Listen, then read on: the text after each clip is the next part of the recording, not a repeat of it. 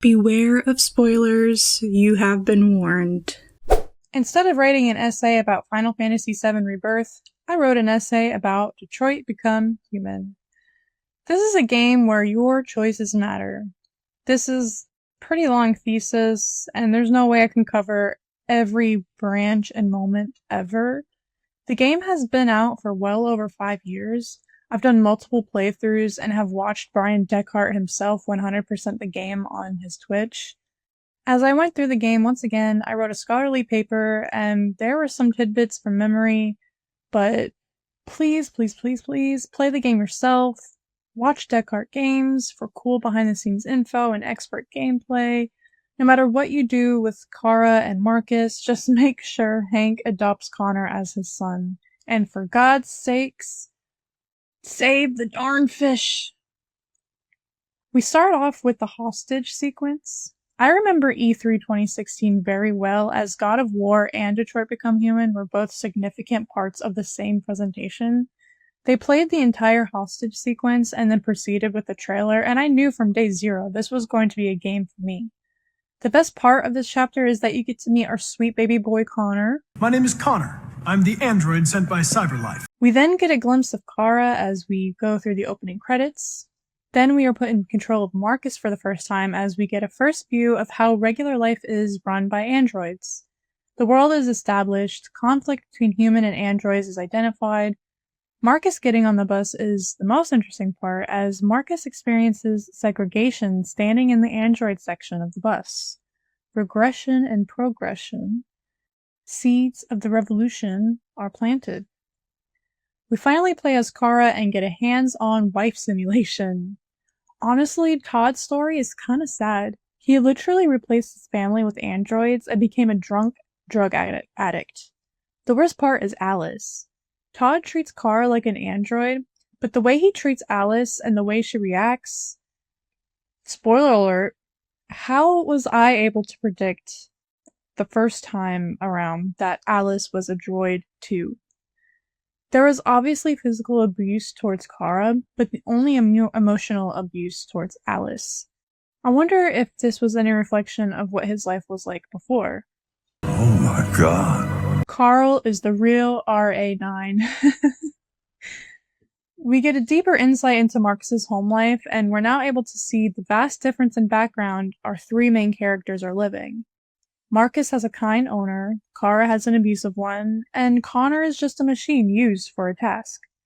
Carl treats Marcus like any other human, which seems to be a rare perspective in the current climate at this time. He's honestly pushing Marcus to be humanized. We also learn later that Marcus's model wasn't even a regular one either. It was some weird prototype gift. Was he gifted by Kamsky himself? I don't remember. But if he was, then it falls in line to my Kamsky wanted the deviant revolution theory that I have. Connor meets Hank. Both my appearance and voice were specifically designed to facilitate my integration. Well, they fucked up. Okay, prologue is over, the real game begins. There are a lot of possible endings with the Stormy Night chapter, including multiple ways to permanently die. Kara could die, Todd could die, I don't know about Alice. Most endings you escape, but not all.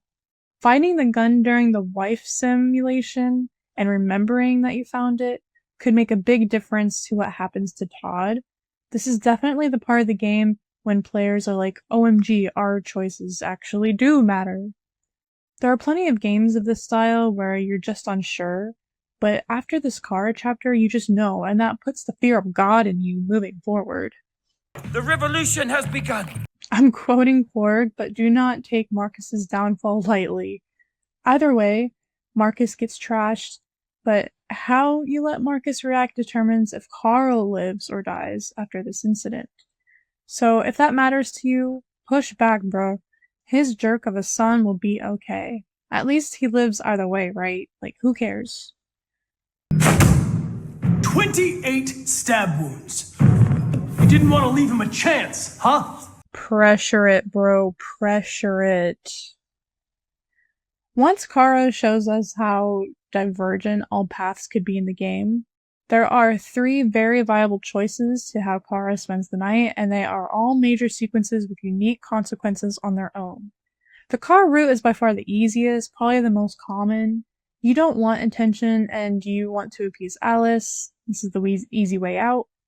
You can also embrace your deviance. Honestly, you have plenty of chances to regain Alice's favor through their journey, so if you want to just be like, shut the F up and steal money for the hotel, that's a valid option for sure. The most eventful option is the creepy abandoned house. You are introduced to this creepy crazy deviant Ralph, who is honestly an icon. This is my favorite option. It's so unsettling from start to finish, but you're actually fairly safe, and you gain an ally as Connor comes snooping in the next morning. It's all good fun. My name is Marcus. I really respect the game for crossing over into different genres.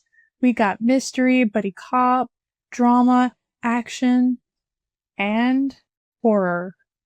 This chapter is just a nightmare. Creepy AF as you traverse around the broken androids. It falls into that category of fear of dolls, but they also look like people, which adds a level of unsettlement. As you look for parts, you're faced with a dilemma, as a couple of deviants ask to live. I think one asks to die, but you gotta really battle with the concepts of mercy killing and doing what you can to survive. Honestly, all the androids here are doomed regardless of the revolution outcome. It may be sad, but you gotta do what you gotta do. There are other options if you want to be nice too. I like dogs. Connor wanders in the police station. You can interact with Gavin, which is always fun.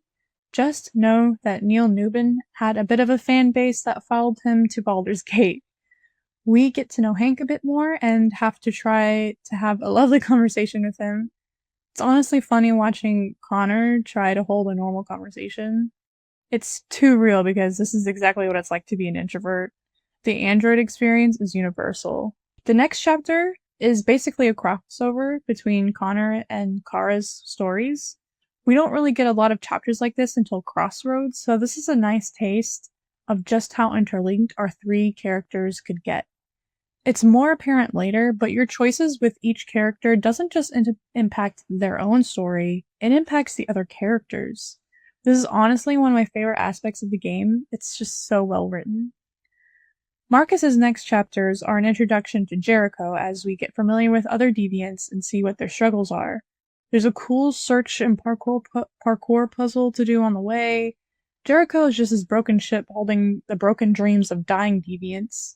But as Marcus leads a mission to infiltrate Cyberlife and collect much needed parts, he brings hope.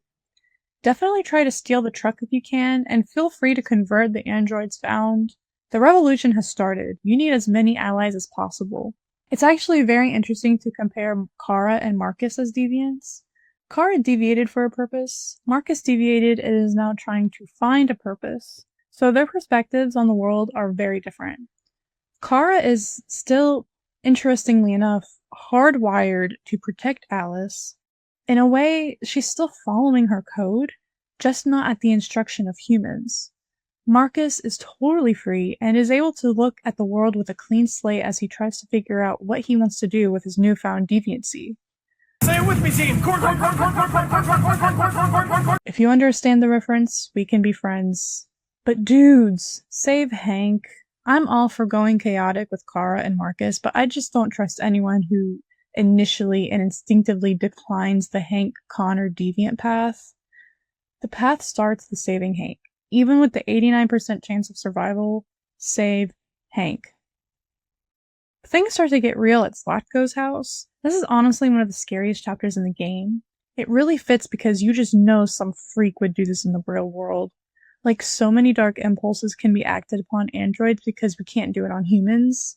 Hate to admit it, but even I would probably stab an android to death just to know what it felt like without the implications of the law.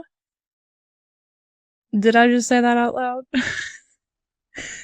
There are so many endings and possibilities here. Kara's choices are crazy diverse and dangerous so early on, as we've already seen. Once again, permadeath is available here, and the time element does not erase the tension. There are also plenty of opportunities to succeed. The most popular one is releasing all the deformed experiments and let them go ham on that psycho. Also, free the bear. Even it's an android animal, you know, free the bear. Wake up, Lieutenant. It's me, Connor. There is a vital piece of information at Hank's house, and if you want Connor to be adopted by Hank, you positively cannot miss this. You learn more about Hank's son, and this is just so important if you make it to the Cyberlife factory later. This is also just a hilarious sequence as Connor deals with a drunk Hank. Also, pet the dog. Oh, Connor, you're so disgusting. The concept of the Eden Club is not so surprising after experiencing the horrors from Zlatko's. Also not too shocking after playing Cyberpunk, if I remember correctly. There are some moral choices to make here. Do you allow the droids to run away freely? Do you beat the clock and even find them at all? If you have the option to shoot them, let them run away if you want to be adopted by Hank. Meeting the lovers also expands the AI conversation. Do they love, or did their program evolve to emulate love? How does this work? Does love make them alive? Shout out to Amelia, by the way. The Pirate's Cove. The music here? Ugh. Kara's soundtrack is definitely my favorite. After surviving Zlatko's, you get a moment to rest and enjoy some emotional scenes. Kara has the chance to get closer to Alice and Luther. We also meet the Jerrys, best NPCs.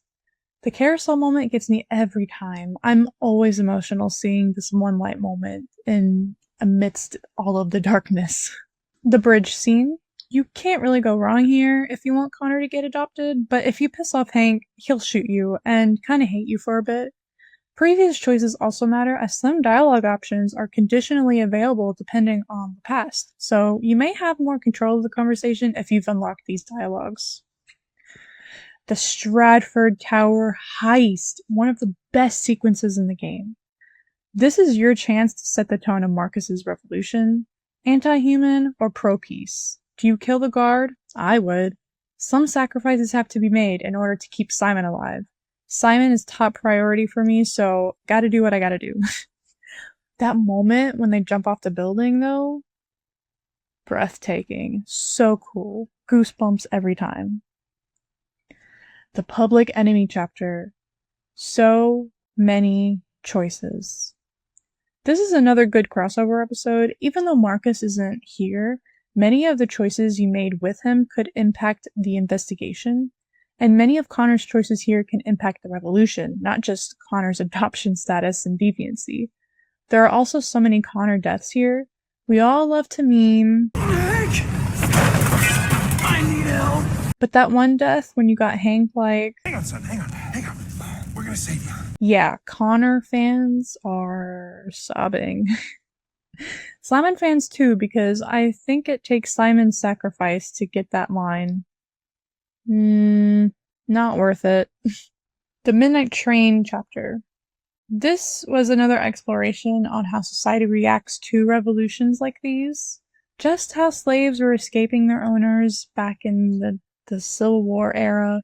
These are androids escaping America, and just as there were Americans willing to help slaves find freedom, there are Americans who believe androids to be real people and help them escape as well. Rose is one of these sympathizers. It was quite intense when the cop came to her house. It was really the time for Rose's son to show his true colors. He had the chance to tell the cop of the androids, but his loyalty to his mom is greater than his loyalty to America or even the androids. Capitol Park. The revolution has begun. This is one of the first opportunities to really choose peace versus violence. An eye for an eye, the world goes blind. You are not going to make a difference with rage and murder. This is something that we just learned with the anti-ICE protests. This is something we also learned in 2020 when the Black Lives Matter movement was at a new rise. No racists listened to the peaceful protesters. They just paid attention to the looters and the violent citizens wreaking havoc on the streets. No anti-racism message got to them. A simple concept is played out here. It's fun to go violent, to see what happens in the game, but to allow androids to live free, making peaceful choices will be more helpful. especially if you want Korra to succeed later. And this is such a great message kind of leaking into real world and relevant issues that we still deal with today. Peaceful messages are what's going to convince people, not violence. The Kamsky test. You are not deciding to become deviant here. You are deciding whether or not to be Hank's son. By shooting the android, you will sever all trust from Hank, and he will hate you for all time. Fail the test, and Hank will be like, bro, you alright? And a happy ever after could be in your hands. The Freedom March is one of my favorite Marcus chapters. There's something so liberating seeing all the droids come together in a massive crowd just walk. The way Marcus deviates androids as he passes opens the RA9 discussion again. As Marcus was a gift directly from Kamsky, my theory that RA9 is a code Kamsky put in himself just seems so true here. The peaceful stand and sacrifice options are both great to end the chapter as well. The Crossroads chapter. Where do I even begin? This is what it has all been for. Kara and Alice and Jericho. Everyone passes each other. It's madness. This is also your chance to finally deviate Connor. Then all hell breaks loose as the FBI finds the ship. Play dead. If you want Kara and Alice to survive, have them play dead. Honestly, how do I even review the game from here? Because once you hit Crossroads, a linear path is gone. We're in the end game now. What happens next depends on literally all the choices you have made and the choices still to come. Red Connor is a fun experiment, but Deviant Connor is where it's at, and I don't trust anyone who doesn't go for Green Connor for their first blind playthrough. There are some rare Todd scenes if you don't kill him earlier. Revolution is fun if you want a chaotic playthrough, but the peaceful route is how to get a happy ever after for everyone. The violence route could put Kara and Alice in the camps, and it gives Holocaust vibes, and that is not fun to play through. Actually, the boat fiasco is not fun either. Some of Kara's worst scenes could be played here in the end if you haven't been careful. Hold on just a little while longer. Everything will be alright. F North! I don't ship that at all. Just sing. Sing. Singing is the GOAT ending for real, for real. It's great. Each story touches on different themes and emotions, and messages that are very relevant to modern society. Ironically, the androids teach us so much about humanity and what it means to be human, so being able to connect with our playable characters is so easy. I can't believe this game has been out for several years already. While the whole game is brilliant, I'm amongst the Connor stands that obsess with this character. Brian Deckhart is so great. I have been a huge fan of him, and I watched the channel he has with his wife Amelia. David Cage has also made such a perfect game. While each of his games have improved one after the other, I can't help but wonder how and when he can follow the masterpiece he created in 2018. I've covered pretty much my whole experience of Lost on this podcast. I watched all 6 seasons, but before I even experienced any suffering at the hands of Dharma, I watched what could probably be considered the sequel to Lost, Once Upon a Time. The show was created by writers of Lost, and very much like the previous show, it utilizes flashbacks and non-linear storytelling. While the nonlinear storytelling can be challenging to chronologically organize, it definitely pays off really well for the most part anyways. As we go between past and present, we see a lot of parallels. The dialogue in the present also has a bit of clever wordplay that parallels the flashback of the episode, and it's even more satisfying when Regina or Rumble are the ones behind the line. The first season also establishes the show's wonderful costuming and enchanted music that we see and hear throughout the series, thanks to Eduardo Castro and Mark Isham. The characters and their fairy tale counterparts are what makes season 1 the most unique season of the series, and this still stands even after I've seen all seasons. It was fun trying to see which storybook resident was which fairy tale character. But what sets Once Upon a Time apart from other fairy tale entertainment is the twists on the original stories. Some of the best twists include how Jiminy was responsible for making Geppetto an orphan and in turn became his guide and lifelong best friend, and how Sebastian Stan became the Mad Hatter when Regina abandoned him in Wonderland, and how Rumpelstiltskin literally killed the fairy godmother and was the one who made a deal for Cinderella to go to the ball. However, one of the greatest twists in the entire series has gotta be Red Riding Hood. I really hope you're not here for all the spoilers. If you know, you know. I just remembered how shocked I was and how cool that whole episode was. It was that point of the season I was truly starting to get hooked. And honestly, even after thinking about the rest of the series, I mean, the Red Riding Hood twist is still like top 5, top 10 at least. Oh dear. Oh dearie dearie dear. I have to talk about the one, the only, the mastermind, Rumpelstiltskin. I could probably write a 10-page thesis as to why I love this character. What I love about him is that he's not on the good side or the bad side, but on his side. Everything he's done to reunite with his son. So every scene and every moment leading up to that, everybody is right where he wants them to be. Even when we see flashbacks of Rumple in later seasons when his son's storyline is over and done with, we're still reminded of how he played God for centuries just to get everyone to Storybrooke. Rumple is also the most three-dimensional character in the series. While he's the evil, cynical, dark one being, he's also a very human and flawed man. I'm all for his dark side, but seeing him so vulnerable when it comes to Balefire and Belle is so heartfelt or heartbreaking, and it makes me love him more. My absolute favorite thing about Rumple is Robert Carlyle. Holy crapolo, Batman, that man can act. He is the sexy, calculating Mr. Gold and the insane, giggling imp Rumpelstiltskin. Since his first scene, I was in love. Carlyle does a fantastic job of playing both the dark one and the human aspects of the character, and one look in his eyes can tell me everything I need to know about what the character is thinking and feeling. If I could give this man an Oscar for the role, I would. Before I move on, the jail scene. Season 1, Episode 12. Brilliantly filmed, brilliantly written, brilliantly acted, goosebumps everywhere, you just had to be there. Speaking of that scene, I have to talk about Lana Pereira, who is one of my favorite actors of the show. Rewatching the pilot, I noticed more was revealed about Regina than I realized as a new viewer. When Henry comes back to Emma, we see how genuinely concerned she is that Henry was missing that whole time. Then she sees Emma and immediately switches to defensive Evil Queen mode. This little moment, thanks to Pereira, showed that the Evil Queen had a not-so-evil side to her that would later be explored in the season as we spend the first dozen episodes seeing her as the main villain. The story of Snow and Charming was another highlight of the season. While their Storybrooke storyline was a big struggle for both of them and sometimes annoying, the flashbacks of them were very well written.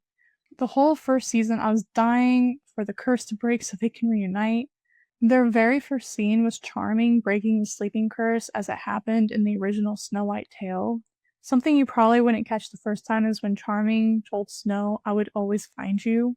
That seems like a cute thing to say at the time, but that turns out to be their entire theme and catchphrase for the whole series.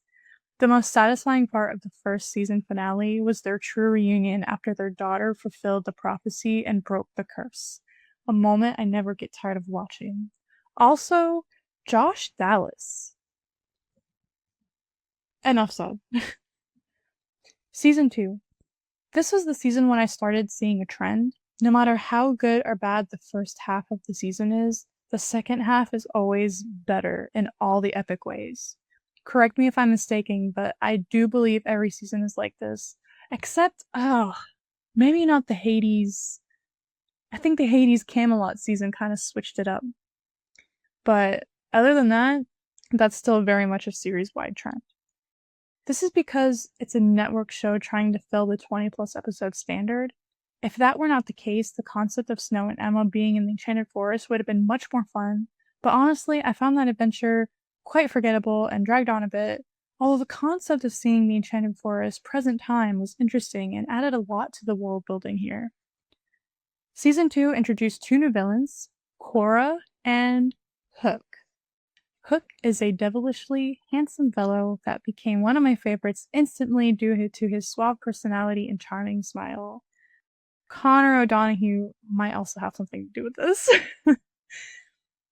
How he develops in the future seasons is done so well too, as he becomes an ally. Cora is totally opposite, as she seems conniving and evil from start to finish. This is a character that hungered for royalty and power. Regina thinks that Cora was capable of loving her own daughter. I'm not even sure if that's the case because she never really had time to express regret for mistreating her daughter all those years, even after she says her last words. A satisfying death, by the way, thanks to Snow. While Season 1 presented layers to my favorites, Regina and Rumple, Season 2 is where the past comes full circle and we really get to explore them more than just villains. Regina is crushed by Henry's resentment towards her and continues to make good choices for him. This season is the beginning of her journey to become good. Between her mother and her status as a villain, it's a rocky start to be sure. Redemption is great, but you'll definitely hear me complain about this later. Then there's good old Mr. Gold. Now that Emma broke the curse and he has Belle by his side, he's on a high and seeks out Balefire. This was a fun arc and the highlight of the season. Emma and Neil. This show and its love of twists. My god. Wasn't it Neil's actor that said that the Once Upon a Time family tree was just a wreath? Season 3. What a banger the season premiere was. It was fast-paced and full of energy. The Charmings, Hook, and Regina, what a dysfunctional squad. What? You'll win her over with your rainbow kisses and unicorn stickers? Hilarious. When Rumple showed up in his leather jacket and said, "I'm not dealing with this," and left them behind, ooh, that was hot. But nothing compares to later in this episode when Neil says, "My father is Rumpelstiltskin," and then it immediately cuts to Rumple menacingly strutting through the jungle on the hunt to kill. The camera is at like 3 different angles of him, the music is dark, and he is not accepting mercy. I was very satisfied. But of course, this is Once Upon a Time. The first half of every season sucks compared to the second half. Unfortunately, the Neverland Adventure was just a first half of the season journey, and it was a waste of time. It's so hyped up, but it dragged on forever. Henry, just shut up and come home. But you know, the real season starts when the mid-season finale happens. Whenever there's a problem, Rumple is the guy to go to, but he's dead now, so what are you gonna do now? The shock value of that sacrifice was great. The cliffhanger that follows make you want to jump right to the next episode. As soon as I realized this was the Wicked Witch part of the season, I was extremely excited. Everyone was in the Enchanted Forest for a year and came back, but how? That scene where Snow created the curse and Regina gives Snow's half heart to Charming was powerful. And Rumple is alive? Ooh, don't get me started. I have too many emotions. If you know, you know. And what does the Wicked Witch want? A time heist. Okay, before I continue, I just want to say Season 3 Regina is the best Regina because it's the most savage Regina so far, and her one-liners make me cry every time. Anyways, yes, Zelena wanted a time heist. Now we've seen it all. Not that she was able to go, but Emma and Hook sure did.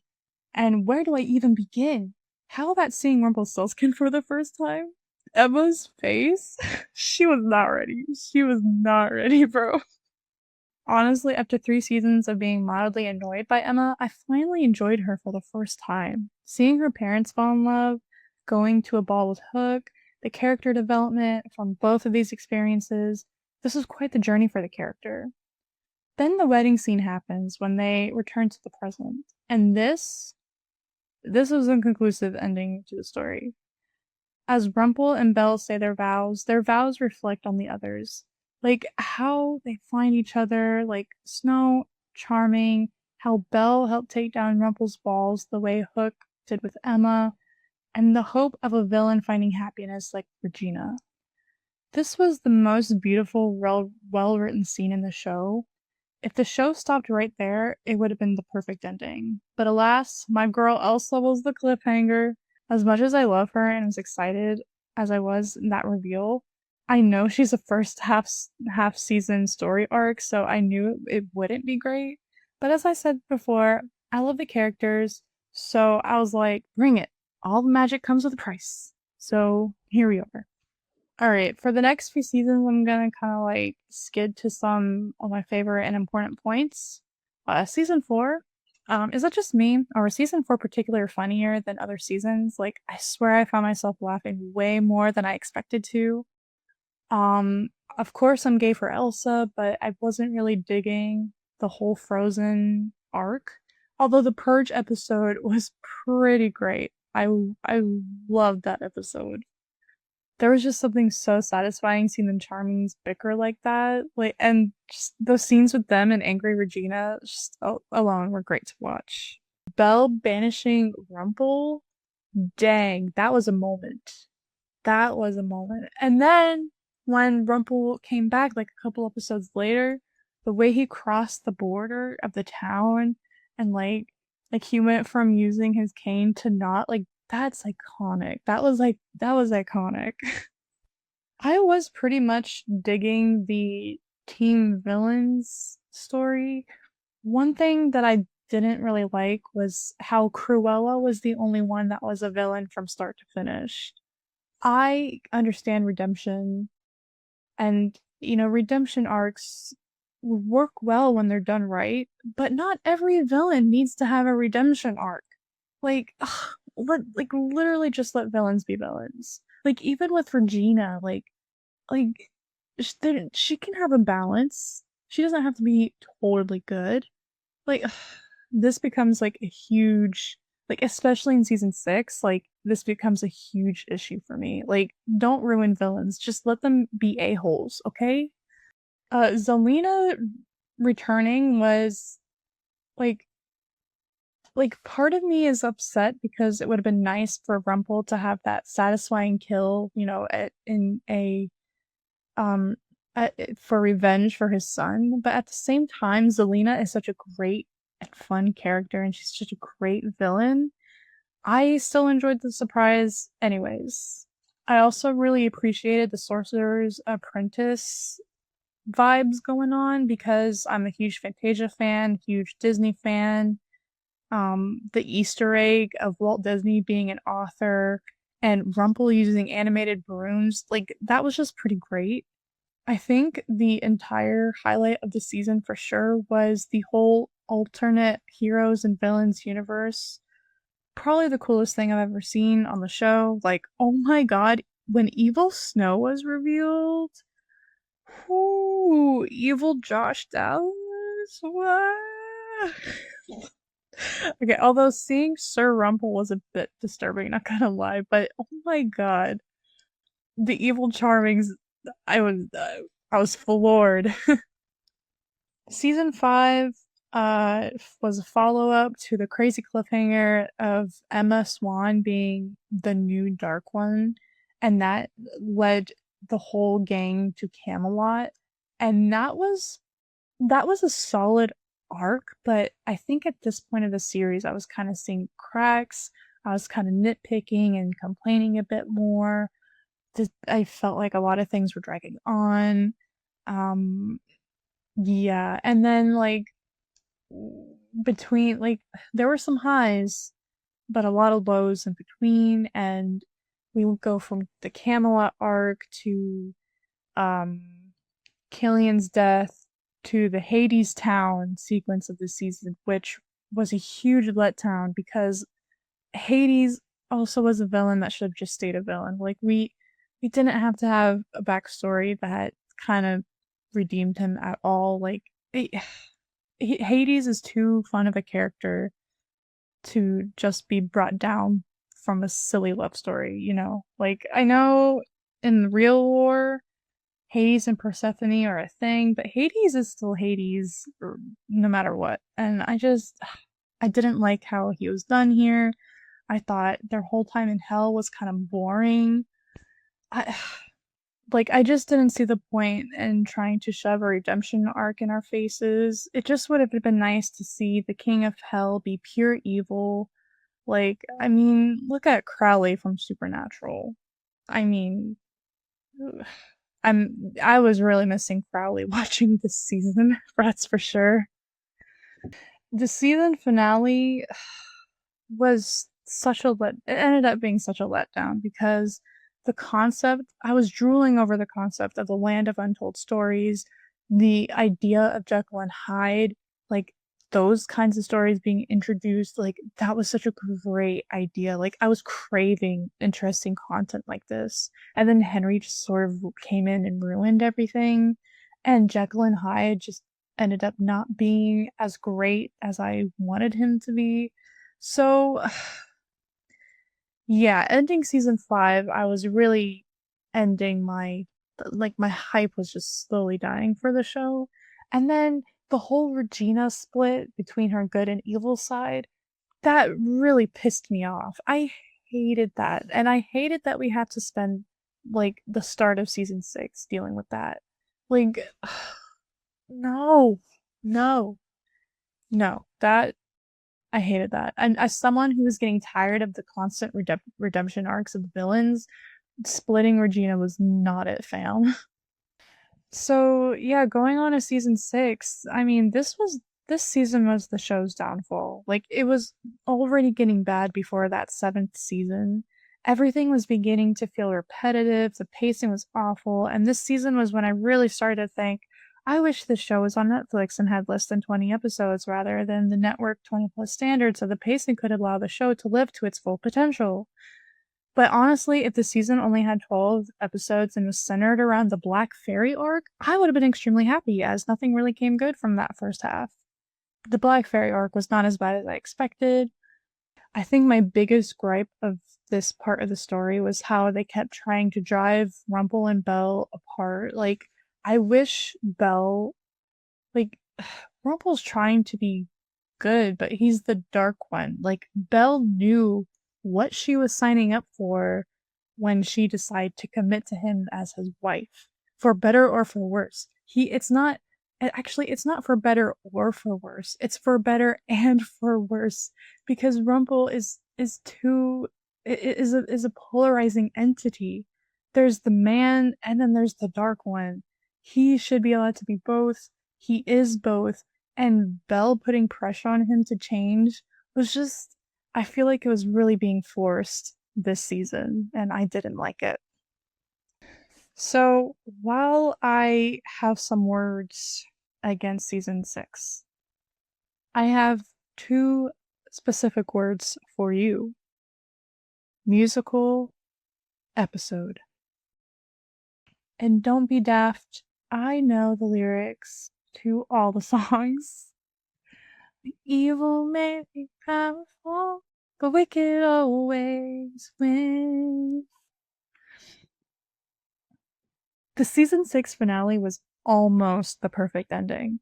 Rumple got his true redemption and was a real hero for once and ended up with his family by his side. Emma also won the day and can now be properly happily married to Hook. Everything just felt so resolved and conclusive. The way everyone stood around for the final supper at Granny's was absolutely wholesome and cemented how they all became family during their crazy journey. There's a moment when Rumple and Belle come in with Gideon, and Regina is so happy to see them. You can catch a few looks from Regina to Rumple as she was able to share a meal with Rumple as a friend.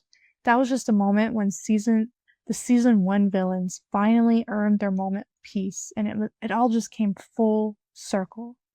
But of course, there's a stupid, unwanted, unnecessary 7th season, and there were just so many forced moments that foreshadowed that season that took away from the perfect finale moments that we had. And I didn't really care for it. And I wasn't interested at all. I'm just here for the OGs. And as for season 7, I did not watch it. I didn't watch it. I made plans to watch it, but when I sat there and I was about to press play on the first episode, I was like, F this. And I pressed play on the first episode and watched season 1 through 6 again. Like, my sister watched season 7 and told me all I needed to know. I've also looked up things for myself. I don't care for it. I'm not interested. Most of the original cast is gone. Robert, Colin, and Lana are not enough to keep me around. And also, I just would have loved to have a spin-off because you had little Neil and Gideon and Robin right there. They were kind of like the same age. Like having like a spin-off like Hogwarts Harry Potter adventure like in the Enchanted Forest, like that I would have watched the hell out of that, but we didn't get it.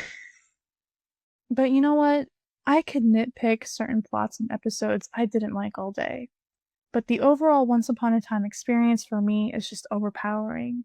Whether it be my obsession with Rumple, my love for the other characters, interest in the story, or the whole fairy tale MO, there's so much more that I love than what I hate about the show. It's made me laugh, it's made me cry, it's left me speechless and shocked and utterly freaking out. Between any of the mediocre arcs, there was some great compelling storytelling and fantastic ideas backed up with an incredible cast, a beautiful soundtrack, and stunning costuming. It's no wonder why the show still sits comfortably in my top 10 shows of all time.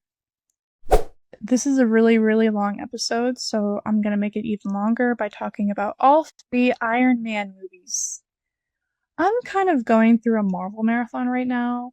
While post-Endgame has been hit or miss, I just think we all need to be reminded just how lucky we were to see the Infinity War saga untold in real time.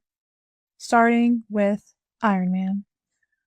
Marvel had some notable film appearances for like 10 years prior to Iron Man. New Line Cinema did Blade, Fox did X-Men, Sony did Spider-Man, and they all did like a decent job. But something just hit different with Iron Man. First of all, RDJ is RDJ as Tony Stark. I honestly can't think of anyone else to play this role so flawlessly. This was the peak of Downey's big comeback into the industry. He almost didn't have a career, but now he is a global sensation and Oscar winner, and Iron Man helped get there. Jon Favreau directed the film, solid job for sure. I mean, Jon helped start an entire cinematic universe. He also played Happy, who was just an iconic figure in his own right within the MCU. And who the F is Rhodey? Who is this man? Who is this? I also want to shout out Obadiah. Tony Stark was able to build this in a cave with a box of scraps. I literally just watched the entire Infinity Saga, and this is still in the top 5 most best quotes literally ever in the Infinity Saga ever, and it needs to be memed more. Wanzup Frienson. Without him, we would have never had the Avengers.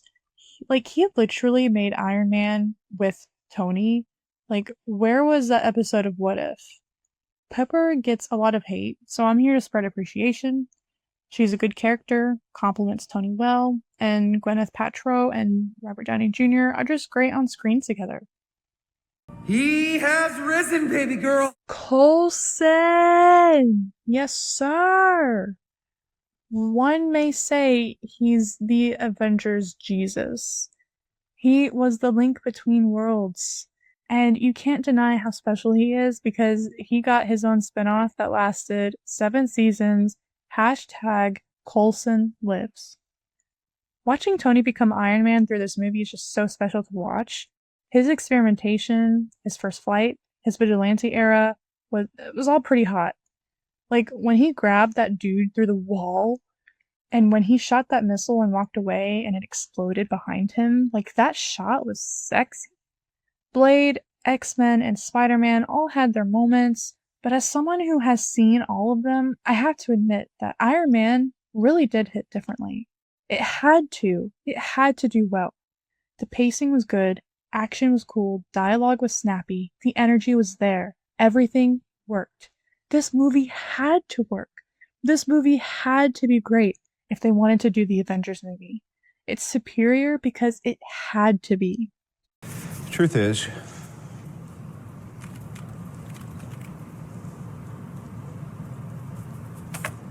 I am Iron Man. I mean, Come on. Iron Man 2, more like 2 Iron Man. Oh, hey, Rhodey entered the chat. Look at this, bro. Also, Black Widow, baby. I love Scarlett Johansson. I love Black Widow. I have such a deep love for spy assassins, and I definitely had a Black Widow phase in high school. She was who I wanted to be in the Avengers for a long time. Her introduction in this movie was very good. Sam Rockwell is honestly the best Iron Man villain. He's just so much fun to watch. I want my board. Iconic MCU quote for real. I think my favorite part of the movie is the Monaco incident. The most iconic part of the movie is Iron Man eating a donut while sitting on a donut. We also see Nick frickin' Fury outside of an end credits cameo for the first time, which makes the prospect of the Avengers movie real. Overall, this is my least favorite Iron Man movie, but it's aged very well for me as I've grown to enjoy it so much over time. Another shout out to Sam Rockwell, bro. Like, he really picked up moments that may have been slacking. Iron Man 3. The Therapy session that lives in my mind rent free. Shout out to the instant cameo in the start. Don't forget where you come from. Box of scraps! Tony's answer to PTSD is to obsessively build and tinker and evolve Iron Man. Like, he doesn't work out his trauma, he works through his trauma. The human combustion incident leaves Happy in the hospital, and that's when we all realize that he is our precious cinnamon roll and we will throw hands if he dies. Sadly, yes, this is normal. It's very normal. It's a big bunny. Relax about it. The Malibu home getting destroyed is one of my favorite action sequences in the movie. When Tony falls unconscious, Jarvis, in his last hurrah before Age of Ultron, takes Tony across the country. The scene where Tony is like, "Jarvis, don't leave me, buddy," and then drags the suit across the snow, turns me into the crying emoji. I'm cold. I can tell. You know how I can tell? Because we're connected. Harley has entered the chat. My favorite Iron Man NPC. He was there at his funeral, by the way. Thought we wouldn't notice, but I did. My sister and I used to quote this kid a lot for some reason, and he still has a special place in my heart because of that. I've grown to really appreciate the stealth mission Tony went on to infiltrate the base where the alleged Mandalorian is. Tony is just so cool, bro. My teen self was going crazy, I'm sure. Iron Man 3 is probably the least liked among fans. The biggest complaint is how disappointing the Mandarin plot went down, and I don't think his appearance in Shang-Chi helped either. Some might complain about overuse of too much comedy. This wasn't Love and Thunder level of bad in terms of trying to be too funny, but at the time of release, this was the only movie with the issue present, even if it's not that overbearing. The MCU has usually done well to balance humor and drama, and even when others complained about too much comedy, half the time I tend to disagree anyways. The final battle, more like the Battle of Iron variants, this was so cool. Full transparency, for several years, I regarded Iron Man 3 as my favorite Iron Man movie. This adds such a level of nostalgia for me. Avengers was the first MCU film I saw in theaters and was the first MCU film I saw ever. 2013, here comes Iron Man 3 and Agents of S.H.I.E.L.D., ready to drag me onto this hype train for several years to come. I caught up with Phase 1, then watched Winter Soldier, and that was the point of no return. So even when the rest of the fan base heavily criticized this movie, I have to give credit where credit is due. This movie was good enough to turn me into an Iron Man fan, and the rest was history, bro. Alright, it's that time of year again. My top stars from the last year. Check out past videos to learn more about their career highlights of these legends. Starting with Bruce Willis. He's just a solid dude. His best movies are actually like great movies. He was a comfort actor for many action films, and he's a staple to Christmas pop culture. Ryan Reynolds and Hugh Jackman, 2 for 1 over here. Deadpool and Wolverine was my movie of the year last year. For so many reasons, it just meant a lot to me. Ryan and Hugh are such joys to watch. Ryan is Canada's sweetheart, and Hugh is just the full package talent. Maggie Smith, R.I.P. My McGonagall forever and always. The Queen of Downton Abbey, and an icon to British film and theatre. Saoirse Ronan, our little ladybird from Ireland. She plays all of her characters with such strength and grace, and I look forward to seeing her future accomplishments as she continues to give class performances. And her buddy, Timothée Chalamet, you know him, you love him. He's great with the dramatic roles, but really thrives when he gets to be a quirky dork at any capacity. Zendaya, from Disney star to rising star. She has the talent to back up her already stellar career. I'm so excited to see her future projects. Eva Green, one of my major gay awakenings from high school. Her films are kind of a guilty pleasure, but also, when she can get dark and creepy, she does that very well. Another 2-for-1, Nathan Fillion and Alan Tudyk, the brothers from Firefly. I love these boyfriends individually, but when I see this married couple together for any reason, I know I'm in for a good laugh. Matthew McFadden. Boy, from Darcy to Wamsgans, this man became my Roman Empire real fast, and I'm obsessed with him. He is a British treasure, pure talent, class act, charming man. Definitely watch his movies. His dramas will make you cry. His comedies will also make you cry in a different way. Or just watch Succession for both of these varieties of tears. Matt Mercer. Wow. Number 1, dude. Oh my god. The DM that all DMs wish to be. I mean, he is a talented voice actor. Like, talented AF. Being in iconic roles in epic tales like Attack on Titan, Legend of Zelda, and Final Fantasy VII. But Critical Role is his magnum opus. With wondrous help from his party, he's been able to create such an amazing universe for all of us to experience. Critical Role just doesn't miss, and Matt Mercer is a huge reason for this. So yeah, I hope this was a very, very long podcast of the summer, if you will. Yeah, maybe next time I'll talk about Final Fantasy VII Rebirth. That's it for this week. Be sure to follow this podcast and please follow my Twitter and blog at Hollis Films to follow my journey experiencing the entertainment industry's greatest stories. And let me know what you've been fangirling over this week. Thank you for joining me, and I'll talk to you again next week.